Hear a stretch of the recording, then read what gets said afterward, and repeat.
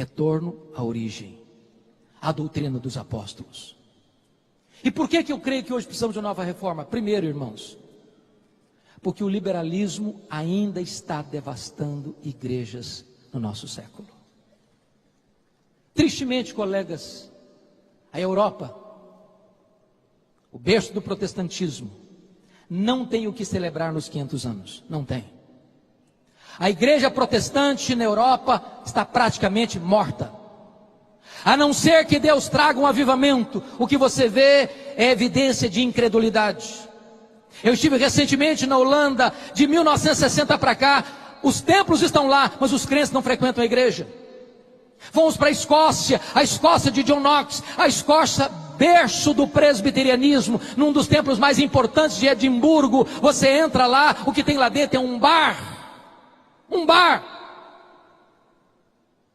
Você vai para a Inglaterra, a grande Inglaterra dos avivamentos de John Wesley, de George Whitefield, de William Carey, de William Wilberforce, de John Charles Ryle, de Charles Haddon Spurgeon, de Mark Lloyd Jones, de John Stott. Hoje a Inglaterra é o país de Richard Dawkins, o patrono dos ateus. Menos de 4% dos crentes frequentam a igreja evangélica na Inglaterra. Os nossos templos estão sendo vendidos e transformados em mesquitas, em bares, em museus, em teatros. Olha para a América do Norte, onde você tem tantas chamadas dead churches, igrejas mortas. As denominações históricas perdendo milhares de membros ano após ano, ano após ano. O que é dramático, irmãos, é que o liberalismo também chegou no Brasil. E nós temos denominações inteiras que já se capitularam à sedução mortal do liberalismo.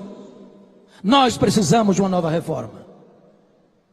Mas em segundo lugar, nós precisamos de uma nova reforma, meus irmãos, porque a igreja brasileira tornou-se uma igreja, em grande parte, sincrética, mística. A igreja do sal grosso, a igreja do óleo, a igreja do copo d'água em cima do rádio, a igreja da toalha suada, a igreja das mandingas, em nome de Deus. Precisamos de uma nova reforma. Precisamos voltar para a palavra de Deus. Precisamos voltar para as Escrituras.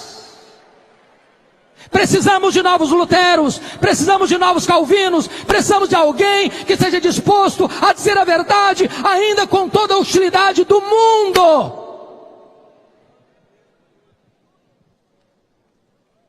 Mas em último lugar, irmãos, nós precisamos de uma nova reforma, porque nós assistimos no Brasil, tristemente, uma igreja onde há a presença de uma ortodoxia morta.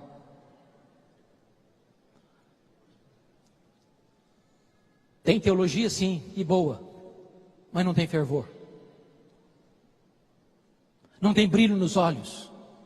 Não tem fogo no coração.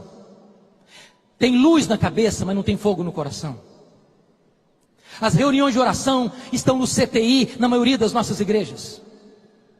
O secularismo está entrando para dentro das nossas igrejas. O índice de divórcio dentro da igreja é quase o mesmo fora da igreja. O índice de jovens que vão para a cama com o namorado dentro da igreja é quase o mesmo fora da igreja. As festas de casamento dos crentes tornou-se festas pagãs, de bebedeira.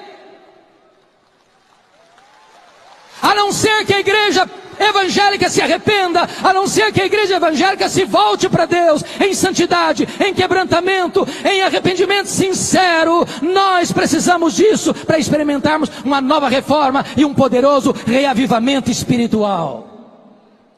A minha oração e o meu clamor aos céus é que essa celebração de 500 anos nos leve a uma reflexão, nos leve a uma postura de arrependimento e nos leve de volta ao caminho do cristianismo primitivo, simples, puro, mas cheio do poder do Espírito Santo de Deus. Que Deus tenha misericórdia de nós.